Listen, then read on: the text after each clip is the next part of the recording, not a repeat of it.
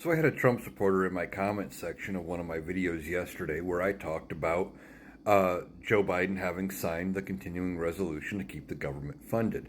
Now, what did this Trump supporter have to say about it? Well, they were trying to draw a comparison between the original bill, that the bipartisan deal that Mike Johnson and Republicans had worked out with the Democrats. And it was a 1,500-page deal, and that would have kept the government funded until March 14th, added in $10 billion of aid to farmers, $100 billion in disaster relief. Well, the comparison they drew to the one that was ultimately passed was that, well, Joe Biden only signed a 120-page bill. So look at all the wasteful spending they cut out. What these people don't understand is that almost all of the spending was still in the bill. They just shrunk the number of pages. Why?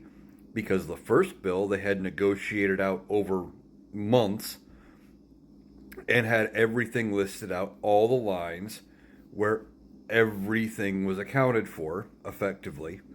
And in the shrunk bill, they said basically see attached document, and they linked it back to a previous spending bill.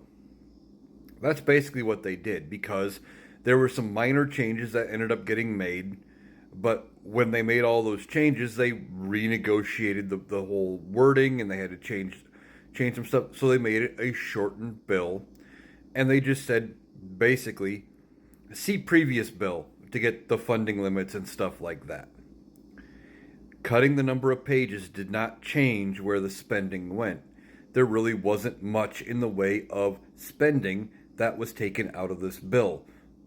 A couple of the things that they cut from the bill initially, like I think it was $190 million for childhood cancer research, was actually just passed in a separate bill anyway. So it didn't change anything.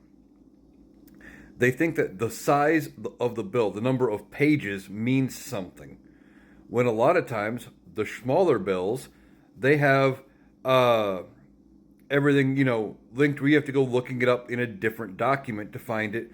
Like, oh, I direct the Treasury Department to keep spending money as previously directed, or something like that.